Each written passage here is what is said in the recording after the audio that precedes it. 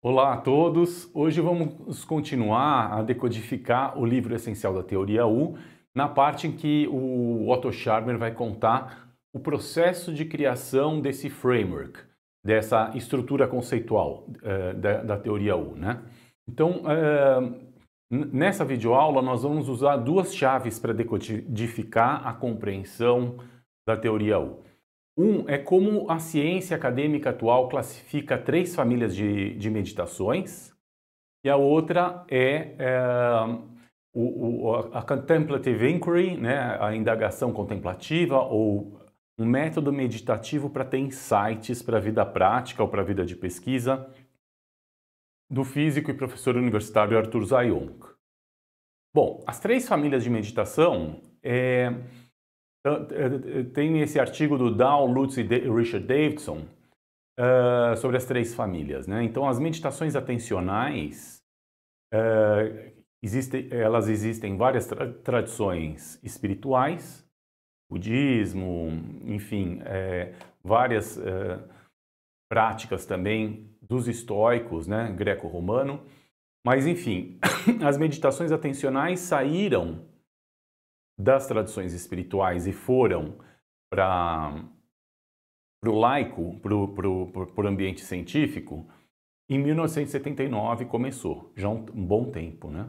Então, foco da atenção nas sensações com a respiração para perceber, num ambiente simplificado, como é o processo de focar intencional a atenção em alguma coisa, dispersar não intencional, perceber que dispersou e ter a opção de voltar para o foco. E ir treinando isso vai fortalecer a capacidade de atenção e um aspecto que a gente chama de meta-atenção, que a gente conseguir perceber como está o processo mental da atenção e do senso de presença, né? Então, tem essas técnicas com base na respiração ou nas sensações corporais, e existem de outras tradições outras técnicas muito eficazes também. A maior parte delas não foi tão validada pela ciência ainda, né? A segunda família é de meditações de conexão humana, de compaixão e de fortalecimento de atitudes éticas, que os autores chamam de construtivistas, né? Então, para dar uma solidez e uma segurança mental nas pessoas. E de se sentir interconectado com as pessoas, né? Essas meditações também são muito tradicionais nas sabedorias espirituais. E agora eu não sei precisar quanto tempo, se é 20 anos ou 15 anos, que que pesquisas acadêmicas mostram como essas técnicas de meditação podem ajudar a acelerar a cura o tratamento de psoríase, por exemplo, doenças psicossomáticas, com manchas de pessoas que estão muito irritadas e tal, manchas na pele, né? Tem alguns protocolos que essas meditações de conexão humana ajudam a curar mais rápida. Ou tem pesquisas que mostram, o Rodrigo Siqueira, por exemplo, meu amigo, fez um doutorado mostrando como essas técnicas ele aplicou nos funcionários da Google da Califórnia, o programa que ele criou, de compaixão no consumo. Então, consumidores do chocolate vão ter uma consciência humana da cadeia de suprimentos do chocolate, da África até o lugar onde a gente está consumindo o produto, né? Com mais consciência e essa humanitude, essa humanidade compartilhada, né? E a terceira é meditações de insight, de indagação, inquiry e não dualidade. Então, que a gente fica mais sensível para se colocar diante de fenômenos sutis, padrões mais sutis de situações para ativar uma intuição, um insight. E desconstrutivista porque a gente está desconstruindo o modo de compreender usual e muitas vezes desatualizado, e a gente vai tentar buscar um insight a partir de um entrosamento maior com os fenômenos, com os ambientes, né? Desconstruindo as certezas que a gente tinha tido para dar espaço para novos insights. E aqui, pouquíssima coisa da ciência atual acadêmica já conseguiu passar das tradições espirituais para a ciência, né?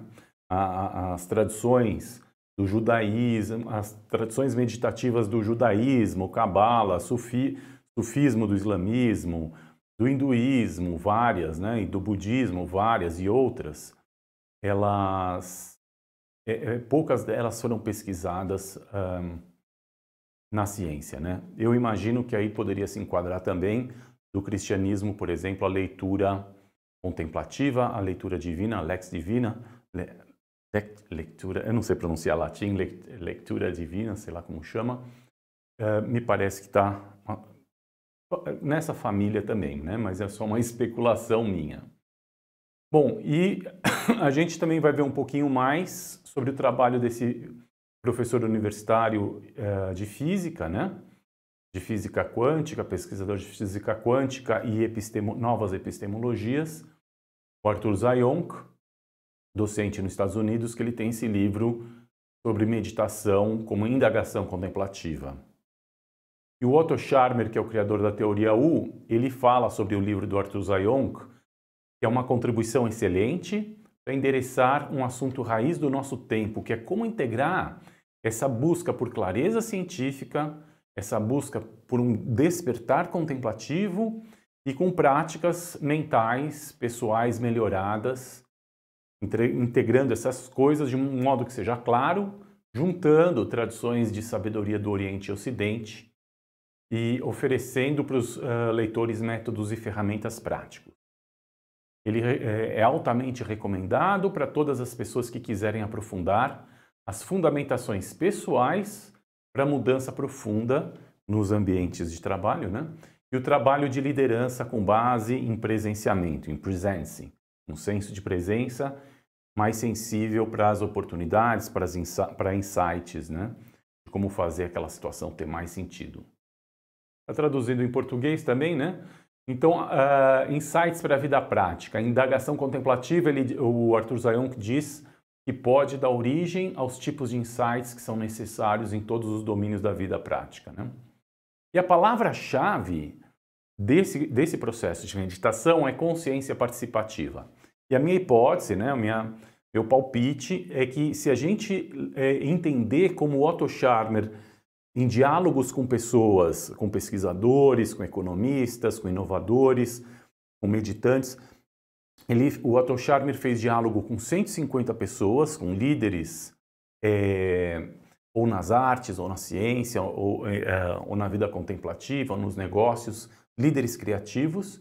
Ele fez 150 diálogos, nós vamos ver 2 deles, né? E a partir disso ele construiu o modelo da teoria U. E me parece que se essa ideia da indagação contemplativa do Arthur Zayonk, que é consciência participativa, ajuda a gente a compreender com mais clareza e fica mais fácil de compreender esse framework, essa estrutura da teoria U. Então vamos lá, capítulo 2 do livro, né? Então qual foi o processo de construir a teoria U? Entrevistas em profundidades com esses líderes criativos, empresas, cientistas, artistas, meditantes.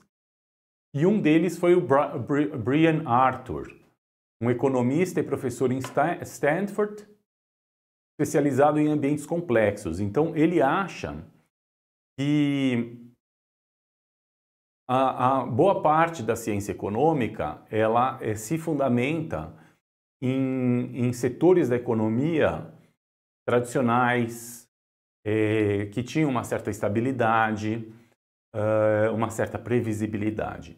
E ele preferiu morar e viver lá perto do Vale do Silício, morou muito tempo dentro do Vale do Silício, né? E tentando entender os fenômenos econômicos naquele ambiente borbulhante, né? E muito dinâmico, em que as empresas estão criando novas tecnologias e todo um ambiente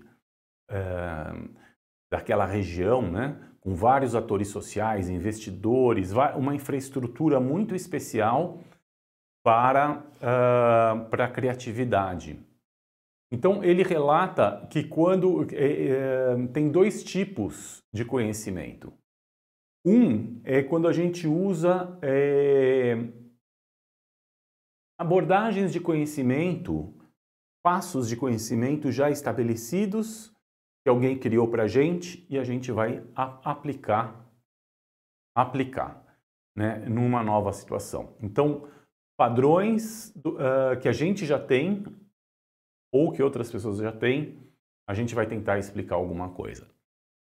E tem uma segunda forma de obter conhecimento, que é simplesmente observar, observar, observar, livre desses padrões do passado, e daí entrar num silêncio intencional profundo, permitindo que surja um conhecimento mais intuitivo, um insight, um conhecimento interior emergindo, surgindo, né?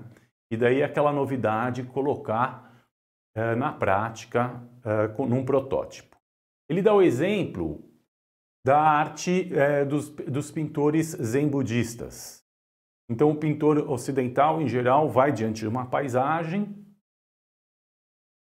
observa um pouquinho e já começa a pintar e tentar ver se acerta os detalhes e tal, né?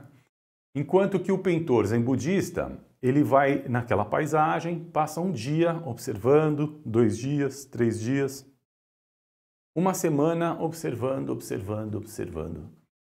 E quando aquela paisagem, ele já está tão familiarizado, já está meio que dentro dele aquela paisagem. Daí ele pega o pincel e rapidamente dá alguns poucos traços e tenta retratar o essencial, não apenas a exterioridade, mas esses gestos que ele identificou interiormente, através desse conhecimento mais profundo. Então o Brian Arthur, ele fala, suponha que eu como economista tenho caído de paraquedas em alguma situação econômica do Vale do Silício. Uma situação complicada, dinâmica, que eu estou querendo entender. O que eu faria? Eu observaria, e depois eu faria um retiro, um silêncio intencional. E se eu tiver sorte, seria capaz de eu entrar em contato com algum lugar interior profundo e permitir que o conhecimento emergisse. Você espera e deixa a sua experiência se transformar em algo apropriado. Em certo sentido, não há tomada de decisão, porque o que fazer se torna óbvio. Você não pode se apressar. Mas muito disso depende de onde você vem e de quem você é como pessoa. Isso tem muitas implicações para a administração. Estou basicamente dizendo que o que conta é de onde você vem de dentro de você mesmo. Então, de onde você vem? Primeiro, de alguém que tentou consciência participativa com o ambiente, observando, observando, observando. E depois, de alguém que se permite entrar num silêncio intencional para que surja um conhecimento mais intuitivo, insight, enfim, e daí agir. Eu apliquei isso na prática como docente há uns 10 anos atrás, antes da pandemia, bem antes, né? Eu lecionava estatística e cálculo e depois eu tive a oportunidade de ensinar também a disciplina de filosofia aplicada à administração para os primeiros anistas, né? Eu era apaixonado pelo assunto e trazia, né, como os filósofos falam do assunto A, do assunto B, do assunto C. E um dos assuntos que sempre os filósofos trazem é a morte. A morte não como uma nostalgia, ou para a pessoa ficar mal e triste, mas a morte como um fator de editoração, né? Então, por exemplo, quando é que a gente vê o sentido de um filme como um todo, ou de uma série, um seriado? No último episódio. Quando é que a gente vê o sentido de um livro excelente, cativante, o sentido dele como um todo? Quando acaba o livro.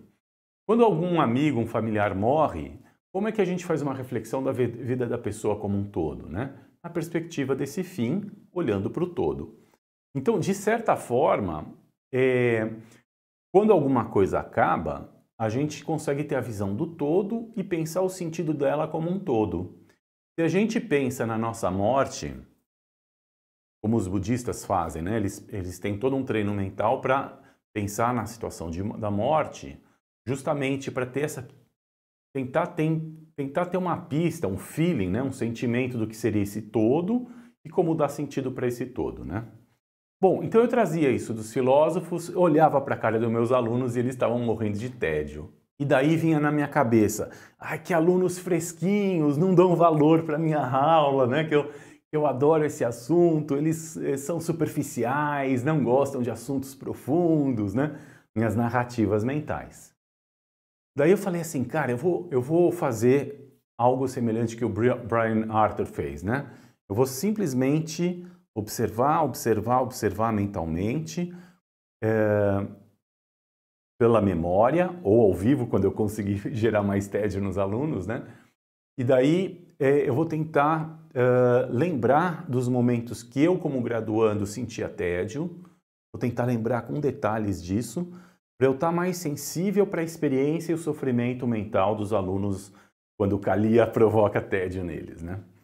Então, eu ficava lembrando com detalhes, com uma memória mais fotográfica, tentando lembrar, né, a baba, o olho entediado, pegando no celular cenas específicas, a exterioridade, né, o que meus olhos veem, o meu ouvido ouve e o que a memória traz disso, me concentrar nesse aspecto exterior e daí, buscando consonância com meus momentos de tédio enquanto graduando, tentar decodificar das expressões faciais, da linguagem corporal, do tom de voz, do conjunto, eu tentar pegar pistas do que será que essa pessoa está sentindo, pensando a experiência mental dela, a experiência interior dela, né?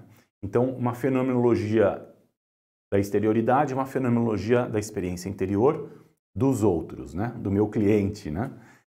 E daí eu fiz isso por escrito, mentalizei, observei em terceira pessoa, de centering, para aprofundar esse observar ou esse observar exteriormente e interiormente. Fiz isso por alguns dias consecutivos e quando isso estava bem presente em mim, quando eu estava muito familiarizado, como se fosse uma música, estou tão familiarizado, quando eu gosto muito de uma música, ela toca em mim. Eu estou fazendo uma pequena caminhada, tomando um banho, e aquela música toca em mim, né?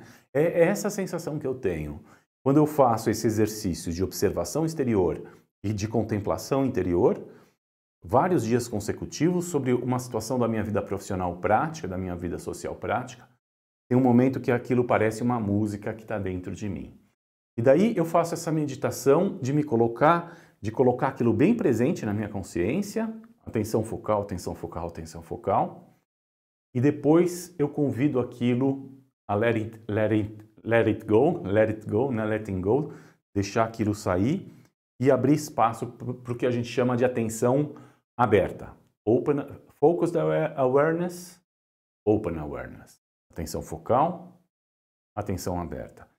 E daí convidando, a gente não pode forçar essas coisas, a gente não tem controle, a gente cria uma disposição mental e convida uma receptividade para insights, né? Daí vieram insights muito interessantes. Então, por exemplo, eu peguei identifiquei a história de um rapaz da idade dos meus alunos e o médico falou, olha, Tzach, você tem, lá dos Estados Unidos, você tem 6 meses de vida e daí você vai morrer por causa de um câncer. E tem um documentário muito forte, muito bonito sobre esse rapaz. Qual foi a decisão dele de fazer ter sentido aquele pouco tempo de vida que ele tem? E ele colocou todas as fichas dele na música, escreveu uma letra e uma música chamada Clouds, Nuvens. Hoje tem até um filme da Disney sobre a história dele, né? Tem documentários muito impressionantes sobre ele. E essa letra da Clouds, ela traz a essência do que esses filósofos da antiguidade, modernos e pós-modernos falam sobre a morte, de uma forma direta que toca os alunos. Daí os alunos assistem isso, eles conversam 3 ou 4 sobre experiências que eles tiveram de luto, com amigos ou familiares e tal, né?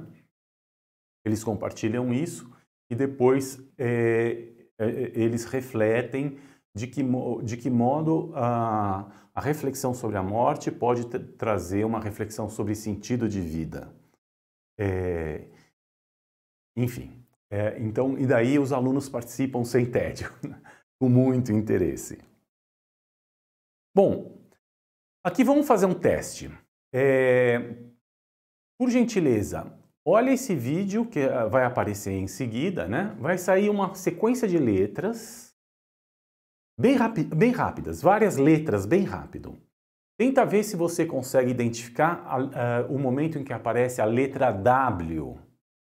E daí, tenta ver a lição de casa, o desafio é ver se você consegue identificar qual é a próxima letra que aparece depois do W. São letras bem rápidas, vai aparecer um W e a pergunta, qual é a letra que aparece logo depois da letra W? Vamos ver se você tem atenção para isso? Por gentileza, assiste aí. What letter did you see after the W? The answer? It was F. Viu? E aí, você conseguiu acertar? Encontrou qual o resultado, né? Depois do W veio o F. E se você não percebeu, normal. Por que você não percebeu? Porque a tua atenção está cansada, tem circuitos neurais que gerenciam a atenção. E tudo no corpo humano cansa. E daí quando cansa, descansa. E essa é a analogia que os cientistas fazem com o piscar dos olhos. O olho está cansado, ele está ficando um pouco seco, daí ele pisca. E pisca, dá uma umedecida no olho, uma descansada no olho, e abre e eu consigo ver mais, né? Então, obviamente, durante o momento em que o olho pisca, eu não recebo informação visual, mas é muito rápido. Então, attentional blink, piscada da atenção. Os cientistas descobriram o quê? Então, as pessoas achavam que não é possível ter um treino mental para a gente driblar a piscada da atenção. Então, alguns cientistas fizeram essa pesquisa de meditação, treino de meditação, né? Então, é assim, antes da meditação, uma amostra de pessoas fez um teste semelhante ao que a gente fez. Ó, pessoal, vocês vão ver várias letras e depois dois números. Não, vocês vão ver várias letras. Tenta identificar se tem mais alguma coisa além de letras. Daí passa rapidão e as pessoas falam, além de letras eu vi um número, eu vi o 3. Só um número. E as pessoas não conseguiam ver o 9. E depois de 3 meses de treinamento de meditação, essas mesmas pessoas fizeram o teste novamente e conseguiram ver o 3 e conseguem ver o 9. Olha que interessante, pessoal. Nós vemos as coisas e não olhamos. Nós olhamos e não vemos. Porque a nossa atenção, ela está cansada, então ela descansa rapidamente e naquele momento a gente perde informação. Olha o caso do Steve Jobs, por exemplo, um praticante de meditação zen budista, né? Que é uma meditação atencional muito forte. Então ele foi como jovem passou alguns momentos lá no laboratório da Xerox, e lá ele ele captou muita informação lá das tecnologias promissoras que ele levou para a Apple depois, né? Então, uma capacidade de absorver muita informação visual, auditiva do ambiente. Então, por que eu mostrei isso? Porque a gente viu, né, que o Brian Arthur recomenda observar, observar, observar, observar. E qual é a relação com meditação? Meditação, se você observa com a atenção cansada, você vai captar pouca informação. Se você medita e fortalece os circuitos neurais da atenção, ela vai cansar menos, então a gente vai captar mais informação, inclusive informação visual bem objetiva, como nesse teste aqui. Bom, o segundo cientista com quem o Otto Scharmer foi conversar, na fase de tentar buscar, criar o modelo da teoria U, foi o neurocientista e filósofo chileno Francisco Varela, que é um grande cientista lá do Instituto Pasteur na França, em Paris, né? E um praticante do budismo, que conhece profundamente o budismo. Infelizmente, poucos meses depois dessa entrevista, o Varela morreu prematuramente, né? Uma grande pena. Então, a pergunta de pesquisa do Varela é o seguinte: os meditantes no Oriente, eles trabalham como educadores, como soldados, como gestores e meditam. E meditar significa cultivar o processo de awareness, de atenção consciente, né? Atenção consciente é um desafio, é um projeto, é um treino mental, tentar ter mais habilidade em como estar consciente das coisas. Então, sabe, na nossa vida, acontece alguma coisa, cai uma ficha. Ah, olha só, agora eu entendo, agora eu tenho uma atenção consciente para isso, ou para aquilo, né? Então, a vida nos traz situações e a gente compreende, nossa, agora caiu a ficha. Agora eu estou mais consciente sobre tal ou tal situação, né? Então, isso que acontece para a gente ao acaso, será que é possível a gente treinar de uma forma sistemática? Então, as pessoas podem cultivar o processo central de se tornarem conscientes, como se fosse uma habilidade, né? O treino mental da atenção consciente. Que é o mindfulness hoje em dia, né? Naquela época era pouco conhecido o mindfulness. Mas, enfim, ele estava interessado em 3 tradições. O budismo, a fenomenologia do Husserl e um método de introspecção científica que, no fim do século XIX, alguns pesquisadores alemães propuseram, principalmente na psicologia, de observar a própria consciência. E juntando esses 3, o Varela recomenda que o processo central que a gente pode treinar para aumentar a nossa atenção consciente são 3 gestos, 3 habilidades: suspensão, redirecionamento e deixar ir. A gente já vai falar sobre esses 3, tá? Sendo que suspensão é a gente suspender padrões habituais. Então, foi assim, juntando o que o Otto Scharmer aprendeu desses 150 pessoas com quem ele conversou, mas com grande ênfase em 3 pessoas, o Brian Arthur, Francisco Varela e o Arthur Zayonk, né? Entre outros, sei lá, uns 5, 6 foram os mais importantes, mas esses foram bem importantes. Então, daí ele criou esse modelo da teoria U, essa estrutura conceitual, esse framework. A gente tem certezas, que a gente acha que são certezas, preconceitos, ideias preconcebidas, que elas fizeram sentido no passado e nem sempre estão contextualizadas. E daí, para abrir a mente, a gente suspende, a gente percebe e esses padrões, e a gente suspende eles para a gente conseguir ver os fenômenos com olhos abertos, né? Então, daí a gente percebe a interioridade, como as pessoas daquele ambiente se sentem, quais são as experiências que ela tem, como elas se familiarizam com a situação, a gente redireciona para essa sensibilidade de conexão humana, open heart, coração aberto, para ter mais sensibilidade sobre o conjunto das influências entre esses vários atores sociais e os fatos, né? E daí a gente se abre para a intuição, para um senso de presença mais sensível para a intuição, para insight, né? Que é o presencing, a gente se conectando para uma fonte genuína da nosso senso de identidade, mais interconectado com os fatos, e a gente se desfazendo, se despindo, letting go, das nossas autoimagens disfuncionais, para estar aberto para insight, né? Então, open mind, open heart, open will. Mente aberta, coração aberto, vontade aberta. Tem um insight, daí o processo de inovação. Tendo uma clareza de visão e intenção de um projeto, prototipando ele para aprender fazendo e poder errar.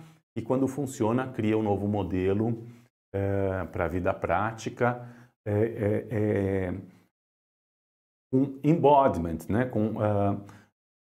Gerando estruturas de gestão a partir dessa consciência de interconexão com o todo. Essa é a teoria U. Então, por essas 3 partes, né, da contribuição do Francisco Varela. Suspender julgamentos, suspender narrativas mentais. Vamos fazer um teste agora. O que você vê nessa figura?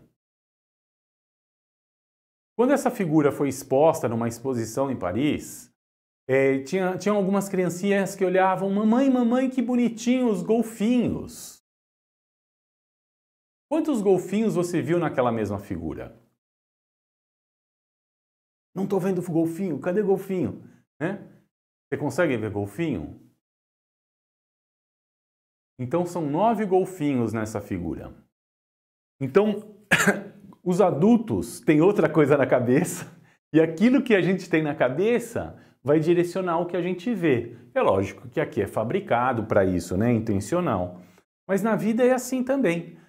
De acordo com os arquivos que a gente tem na cabeça, ajudam a gente a ver algumas coisas e filtram outras, impedem a gente de ver algumas coisas. Então, o mindfulness, as técnicas atencionais ajudam a gente a estar mais alerto para essas arapucas, essas armadilhas dos nossos conhecimentos do passado, nossas informações, opiniões, preconceitos, não gerarem mecanismos que nos impedem de ver os fatos, de ver aspectos dos fatos que estão lá no nosso nariz e a gente não capta. Então, isso é um bom exemplo de suspender julgamentos, né? Se a gente vê as situações por uma ótica do relacionamento amoroso de um casal, etc, etc, uma cena caliente, eu posso perceber esse viés, suspender isso e ver outra camada da realidade, que são os 9 golfinhos aqui nesse exemplo que foi fabricado para isso. Redirecionar a atenção. Então a gente vê a exterioridade, a sutileza da exterioridade, e daí como as pessoas, como aquela exterioridade, como aqueles fatos geram uma experiência significativa nas pessoas e levam as pessoas, cada grupo social, cada ator social a ter uma visão sobre os fatos. E vai se comportar a partir dessa visão que tem sobre os fatos. Então redirecionar a atenção para a interioridade, essa experiência interior das pessoas, isso requer a empatia, né? Então, sobre a empatia, olha que interessante. Esse cientista, o Levinson, com outros colegas, eles fizeram o seguinte: pega um casal no caso ele pegou vários casais de heterossexuais, foi em 1992, e sorteou quem ia falar sobre um conflito do casal, fazer uma DR. E daí media batimento cardíaco, ondas cerebrais, suor nas mãos, que tem a ver com estresse, pressão, medidas fisiológicas, corporais, do funcionamento do corpo. E daí, quando a pessoa ia falar, vou falar sobre tal conflito. Então, a pessoa era filmada, se coletavam os dados fisiológicos dela, e depois, quando acabava a gravação, a pessoa via a gravação de si própria, e daí, de tal e tal trecho, o que você sentiu? E a pessoa escrevia, senti tal coisa. E tal trecho, os vários trechos da gravação, a pessoa compartilhava o que ela sentiu naqueles momentos da fala dela. Tá bom? Bom, e daí vem a parte interessante da pesquisa. Esse mesmo vídeo era assistido depois por outras pessoas que não eram casal, pessoas de fora daquele relacionamento. Uma pessoa caiu de paraquedas, vem aqui assistir um vídeo. E daí eu vou ver o vídeo daquele rapaz que faz parte de um casal falando de um conflito. E daí faz a pergunta assim, desse momento a esse momento, o que você acha que essa pessoa sentiu? E esse momento, o que ele sentiu, né? Com base nas expressões faciais, linguagem corporal. Veja que interessante, daí a gente tem uma medida objetiva, que nem um jogo, é um joguinho. Então você tem que adivinhar o que a outra pessoa sentiu. E daí você consegue fazer com dezenas e dezenas de pessoas e medir objetivamente a capacidade de empatia das pessoas, de identificar o que a outra pessoa sente em sentimentos mais fortes e em sentimentos mais sutis. Sabe qual foi o resultado da pesquisa? Comparando as pessoas mais empáticas, que tiveram uma taxa de acerto maior do que o outro sentiu, de acordo com o relato da própria pessoa que sentiu, versus as pessoas menos empáticas que acertavam menos, as pessoas mais empáticas também eram medidas. Batimento cardíaco, pressão, suor das mãos e outras medidas. As medidas corporais, fisiológicas das pessoas empáticas sintonizavam e acompanhavam a medida fisiológica e as reações fisiológicas da pessoa que ela estava praticando a empatia. Aquela pessoa do casal lá, falando de um conflito de casal, por exemplo. Olha que coisa surpreendente.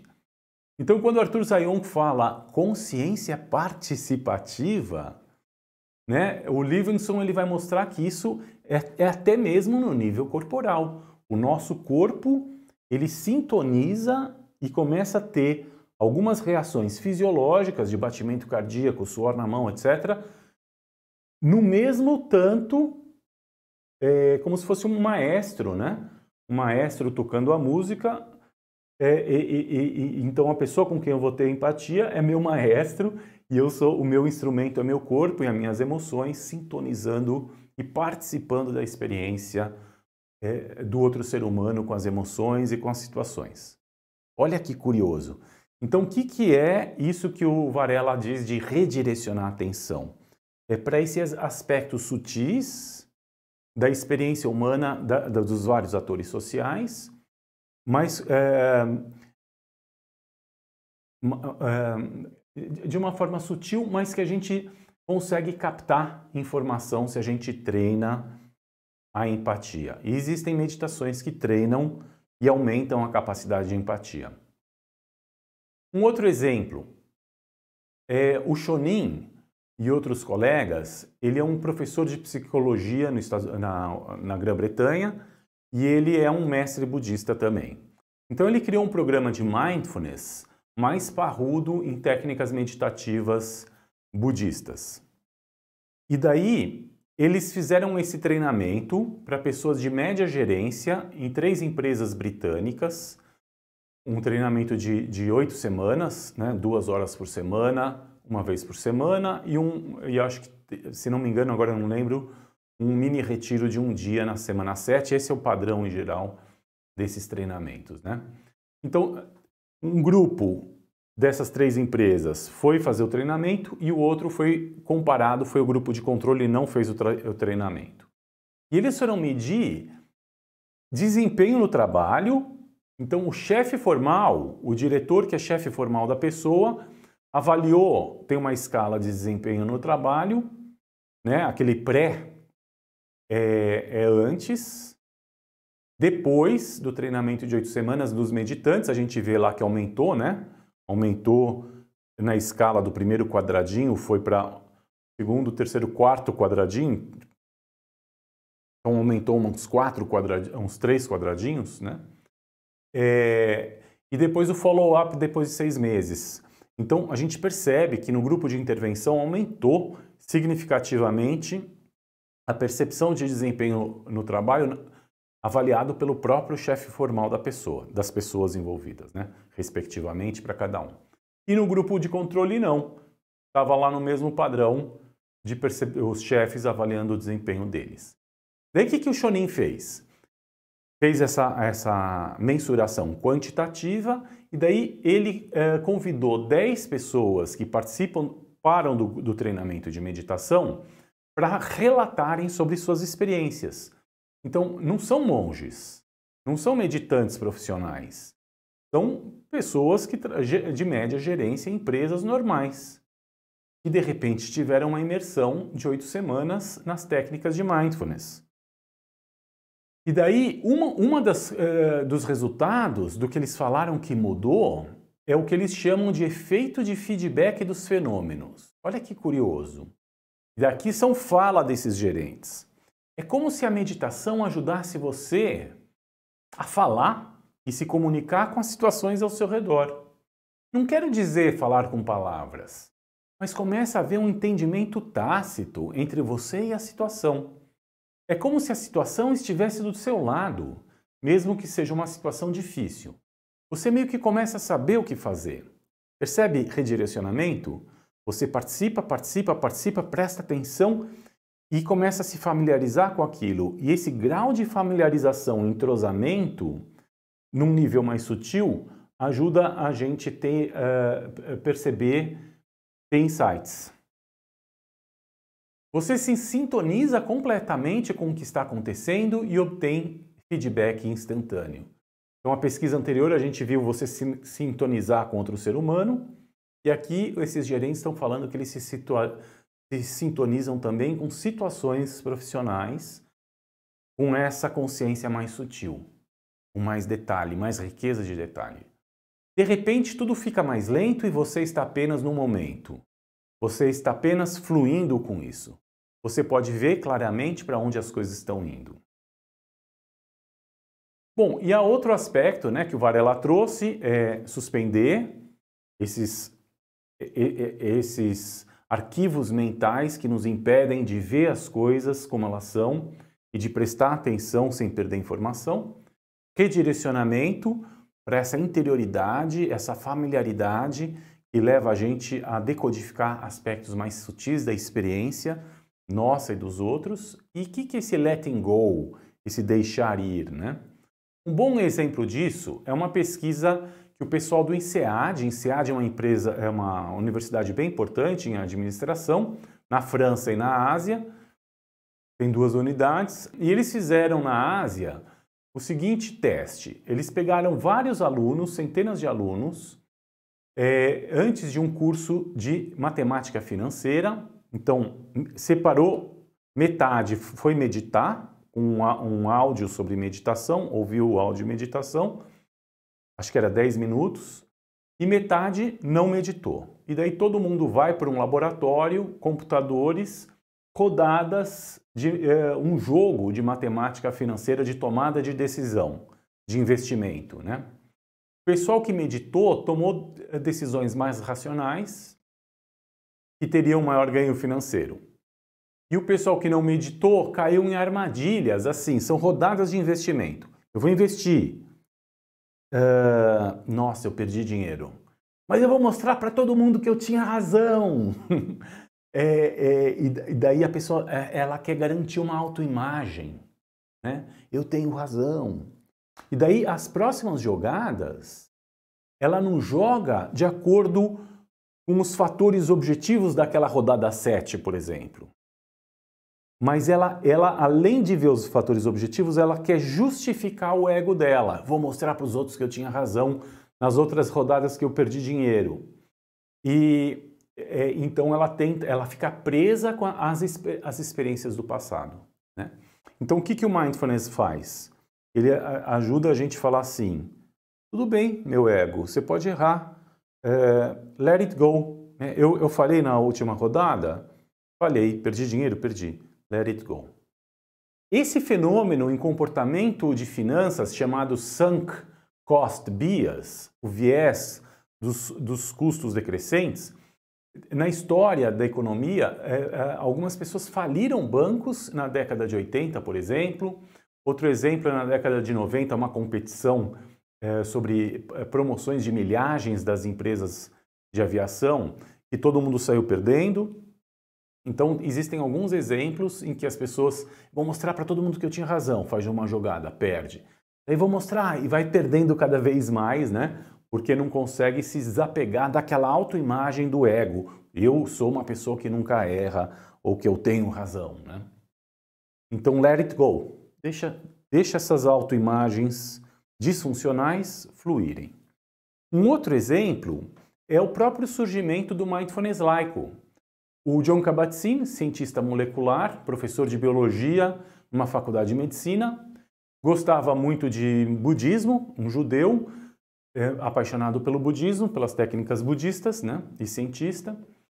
E daí ele estava num retiro budista de 14 dias, e no dia 10, um retiro Vipassana de meditação budista para insight, né? E daí, no dia 10, ele falou o seguinte, em um retiro Vipassana, enquanto eu estava sentado no meu quarto meditando, eu tive uma visão, a vision, que durou cerca de 10 segundos. Foi tão rico em detalhes como uma visão instantânea de conexões vívidas, quase inevitáveis, e suas implicações. Eu vi em um flash não apenas um modelo que poderia ser colocado em prática, mas também as implicações de longo prazo. O que ele está falando, né? Esse insight que ele teve. Eu vou pegar a meditação budista, eu vou tirar o componente místico religioso, eu vou tirar o budismo, deixar só a prática e oferecer para as pessoas um passo a passo, instruções laicas e medir os resultados em redução de estresse, medir cientificamente. Esse foi o insight que ele teve. E ele viu as decorrências sociais e científicas disso de longo prazo, né? De certa forma, isso que ele vivenciou em 1979, a história dos últimos 34 anos, não, 44 anos, né? Está de certa forma cumprido com um certo grau de aderência, né? Está indo de acordo com esse insight, essa visão que ele teve, né? Então, esse insight criativo, né? E fez com que ele let it go, né? Deixar ir o papel dele enquanto professor de medicina, enquanto cientista que quer promover a saúde. Em vez de promover a saúde dos modos usuais, de como a biologia contribui, como eu vinha fazendo, eu John Kabat-Zinn, não, agora eu vou me colocar a serviço de trazer a meditação das tradições espirituais, tirando os componentes religiosos, místicos, e colocando como um procedimento e mensurar cientificamente o benefício para as pessoas, né? Ou seja, ele se reinventou, deixando a autoimagem dele desatualizada, deixando ela ir embora. Então, esse monge Thich Nhat Hanh, que morreu ano passado, monge zen budista, que foi muito importante no movimento de levar o budismo para o engajamento social, ajudando as pessoas a terem menos sofrimento na sociedade, né? Ele é do Vietnã, então ele viu muito sofrimento na guerra do Vietnã. Ele era muito amigo do Martin Luther King. O Martin Luther King e ele se engajaram para que houvesse o término da guerra, e o Martin Luther King recomendou que o Thich Nhat Hanh recebesse o Prêmio Nobel da Paz, né? E ele fala assim, com todo esse trabalho socialmente engajado, primeiro você deve aprender o que o Buda aprendeu para acalmar a mente. Então você não toma a ação, é a ação que toma você. You don't take action, action takes you. Foi o que aconteceu com John Kabat-Zinn, né? Ele teve um insight, então, e ele se coloca a serviço daquele insight, né? Ele viu que faria sentido para trazer alívio e sentido para as pessoas, né? Então, as 3 famílias de meditação: meditações atencionais, de conexão humana, e essas meditações de insight, de indagação, de não dualidade, né? Tem pouquíssima coisa na ciência atual sobre esse terceiro nível, né? É onde eu tenho mais familiaridade, desde 1994 me aprofundo bastante nisso, em tradições espirituais, e agora eu tento trazer isso para o laico junto com outros pesquisadores. Uma referência nisso é o Javier Garcia Campaio, que foi supervisor do pós-doutorado do Marcelo De Maso, que foi o supervisor do meu pós-doutorado, né? Tive a oportunidade de participar de uma imersão com ele, um grande cara. Então, ele é o segundo pesquisador mundialmente mais produtivo em publicações em Mindfulness, é professor de medicina em Zaragoza, na Espanha, e profundo conhecedor das tradições espirituais orientais, né? Então ele tem esse livro, Vacuidade e Não Dualidade, Meditações para Desconstruir o Eu, né? Nesse sentido, desconstruir concepções de autoimagem disfuncionais, egóicas, egoístas do Eu, né? E permitir essa não dualidade no sentido de interconexão. E vacuidade eu entendo que é no sentido de atenção focal, atenção focal, atenção focal, e em algum momento conseguir ter momentinhos de atenção aberta, open awareness, com receptividade para insights, né? E nesse livro dele, ele fala que já tem uma escala psicométrica científica, de uso científico, Non-Dual Embodiment Thematic Inventory, inventário temático de incorporação não dual. Então, eu vou dar são 20 questões, eu vou falar só de algumas, né? Então, que vão medir se as pessoas têm experiências de não dualidade. E por que isso é importante? Porque existe a hipótese, o palpite de que experiências de não dualidade são mais favoráveis para insights criativos e vice-versa. Por favor, indique com que frequência o seguinte ocorre para você. Então, quais são os temas, né? Felicidade, um contentamento interior que não depende de circunstâncias específicas, não depende de objetos, não depende das outras pessoas me darem cafunézinho, de ações de outras pessoas, né? Uma coisa que vem de dentro, uma felicidade que vem de dentro. Tem a ver com experiência de não dualidade. A sensação de que eu estou protegendo ou defendendo uma autoimagem, um conceito que eu tenho de mim mesmo, aqui obviamente é reversa, né? É o contrário. Isso é desfavorável a pessoa ter uma experiência de interconexão e não dualidade. Amorosidade, profundo amor e apreço por todos e por tudo que encontro na vida, né? Então, São Francisco de Assis e várias pessoas, né? Com essa amorosidade, Gandhi, Mandela. Compreender que, em última análise, não há separação entre o que eu chamo do meu eu e toda a existência, aqui diretamente na não dualidade. A sensação de que minhas ações na vida são motivadas pelo medo e desconfiança, reversa, né? Essa amorosidade que vem do insight da interconexão, de se colocar a serviço, de levar alívio para as pessoas e trazer sentido para as pessoas, né? É o contrário de tomar só ações motivadas pelo medo. Percepção consciente de minha unidade essencial com uma realidade transcendente, fonte, poder superior, espírito, Deus. Então, muitas pessoas relatam, né, experiências religiosas nas tradições espirituais de não dualidade. São João de la Cruz, enfim, tem vários, no islamismo, no judaísmo, no budismo, a tradição guarani, tradição tupi, enfim, vários relatos de dentro das tradições, situações de não dualidade, Ibn Arabi, enfim. Uma consciência inabalável de quietude, calma interior, mesmo em meio a movimentos e ruídos. Uma calma interior que vem de dentro. Agir sem assumir um papel, a role, com base nas minhas próprias expectativas e expectativas dos outros. Também reversa aqui, né? Bom, então no livro do Arthur Zayonk, que eu vejo o livro do Arthur Zayonk como uma forma bem estruturada de cumprir essa terceira família de meditações, né? Tem nas tradições espirituais, sufismo, cabala, budismo, e tem essa, inspirada na obra do Rudolf Steiner, na antroposofia, que o Otto Scharmer tem bastante familiaridade também. O Arthur Zayonk é cofundador do Instituto de Teoria U, Instituto Presencing, né? E parceiro de pesquisa do Otto Scharmer.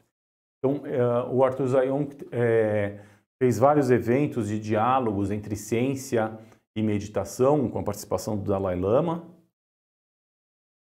E o Jon Kabat-Zinn fala sobre o livro do Arthur Zayonk, né, o fundador do Mindfulness laico. Ele vai elogiar o livro do Arthur Zayonk, dizendo que ele utiliza a sua grande habilidade como professor, a sua prosa adorável e o seu intelecto bastante afiado para nos guiar na experiência de uma prática de conhecimento compassiva, com base na compaixão, na interconexão humana. E seguindo esse caminho de meditação, a gente pode desenvolver e aprimorar a plena dimensionalidade da nossa humanitude para nós mesmos e para as outras pessoas. Então, se eu fizer uma síntese do que eu aprendi desde 1994, com esse caminho, né, que o Arthur Zayonk retrata no livro dele. Eu acho que nesses 4, 5 passos estão a essência da teoria U. Então, a fenomenologia exterior, ver detalhes e ouvir sutilezas dos fatos e contextos do fenômeno que você quer pesquisar.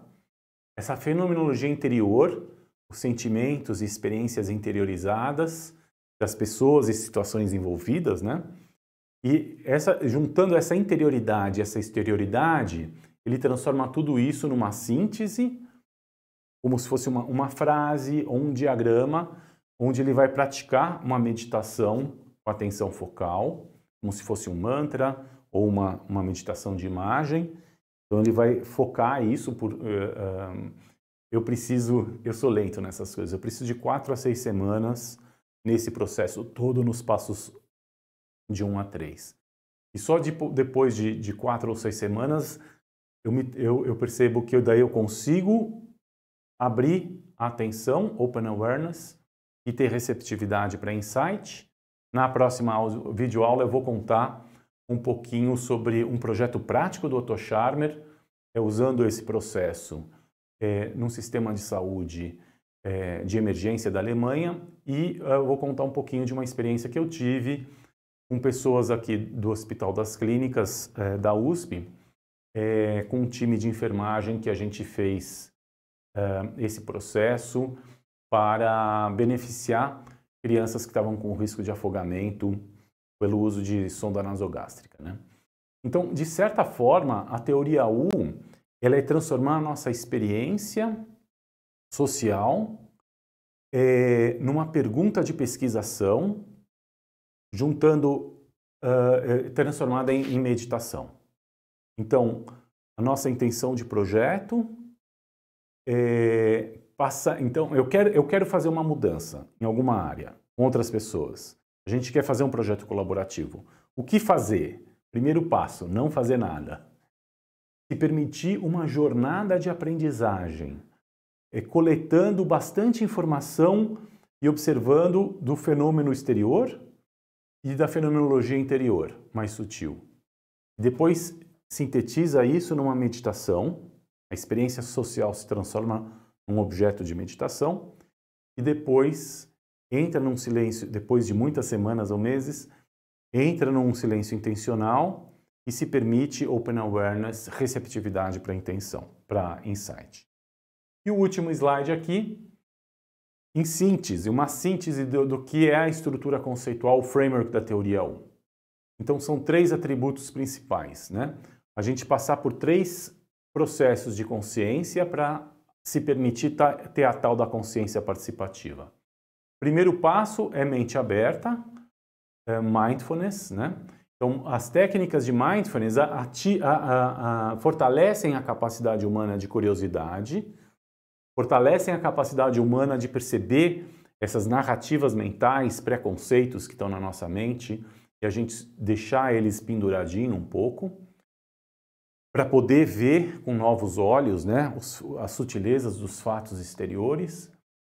Capacidade humana de humanidade compartilhada, de compaixão, open heart, coração aberto, para ter empatia e poder ver a situação através da perspectiva das outras pessoas, dos olhos das outras pessoas.